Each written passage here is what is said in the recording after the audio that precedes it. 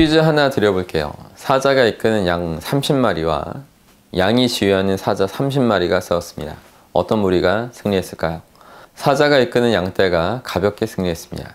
사자가 이끄는 양들은 본인이 마치 사자라도 된 것처럼 용맹하게 전투했고, 반면에 양이 이끄는 사자들은 양처럼 온순해져서 도망가기 바빴죠. 이 이야기는 리더의 중요성을 강조하는 얘기입니다.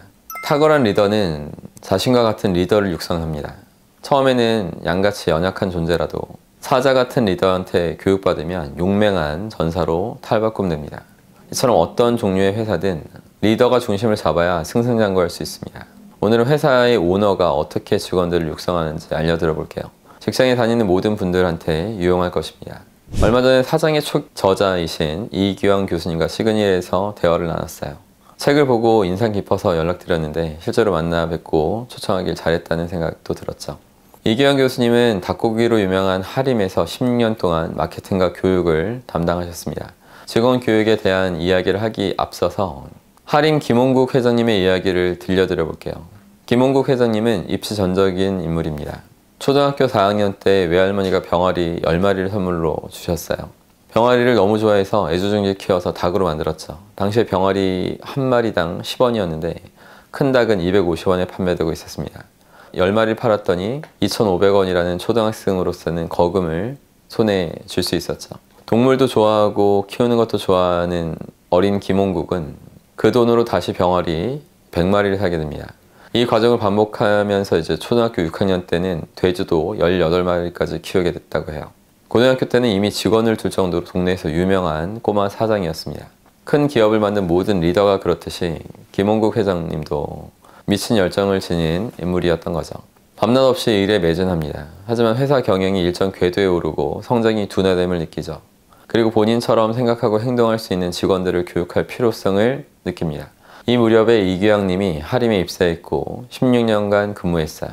천억 매출 중소기업인 하림이 연매출 12조 이상의 대기업으로 성장하는 과정에서 맹활약했죠. 이기왕 교수님은 하림을 나오고 지금까지 중소기업 70여 곳을 컨설팅했습니다. 그가 관찰한 결과 회사를 운영하는 오너에게는 동물적인 감각, 즉 사장의 촉이라는 공통점이 있었다는 거예요. 리더의 강한 열정으로 일정 수준 하드캐리하면서 회사의 규모를 키울 수 있었죠. 하지만 그 이상 발전하려면 오너처럼 생각하고 일할 수 있는 인재 육성이 받쳐져야 한다. 이기왕님은 하림에서 마케팅과 교육을 전담하면서 리더처럼 말하고 행동할 수 있는 사람들을 키우기 시작합니다.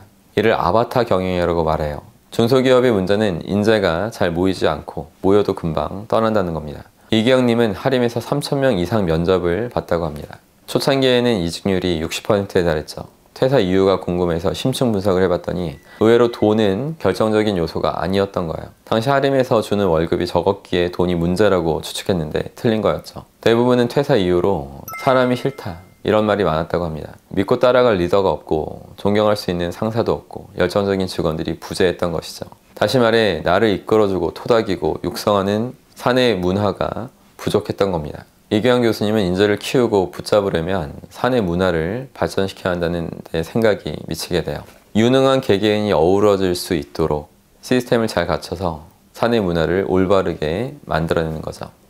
하지만 중소기업에서 모든 인원을 한 번에 업그레이드 시키는 건 쉽지 않습니다. 자원과 역량이 부족하기 때문이죠.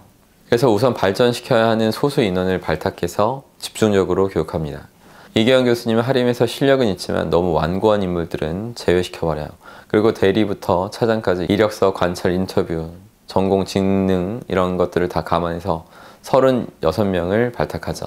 그들을 하나의 조직으로 묶어서 차세대 리더라는 팀 이름을 부여하고 자부심을 불러일으킵니다.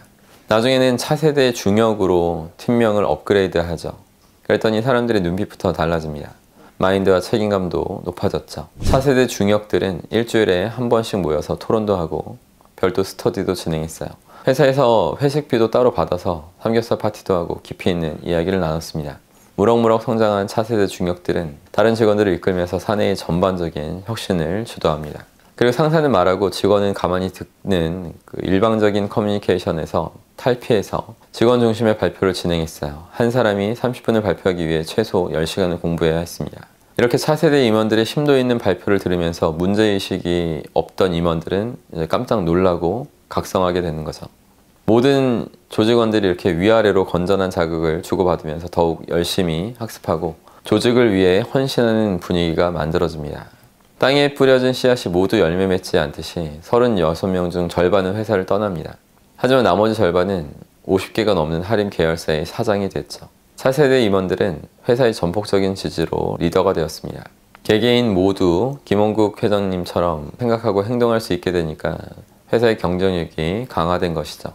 조직 문화를 만든다는 건 각자 처한 상황과 조건이 다른 직원들을 한 방향으로 정렬하는 겁니다. 자동차 바퀴가 한 방향으로 정렬되어 거침없게 달릴 수 있는 것처럼 생각의 방향을 제대로 맞춰내는 거죠. 조직 문화는 매우 중요합니다. 기업이 커지면 내부 인력만으로 일이 소화가 안 됩니다. 내부에서 육성하는 인재도 있어야겠지만 스카우트하거나 외주를 줘서 협업하는 경우도 많습니다. 이처럼 다양한 경우가 모든 조직 문화라는 용광로에서 어우러져야 한다는 거죠. 각자 따로 놀면 불협화음만 늘게 됩니다. 좋은 리더는 자신과 같은 리더를 육성합니다. 사자의 의무는 자신처럼 맹렬하게 싸울 수 있는 사자를 육성하는 거예요.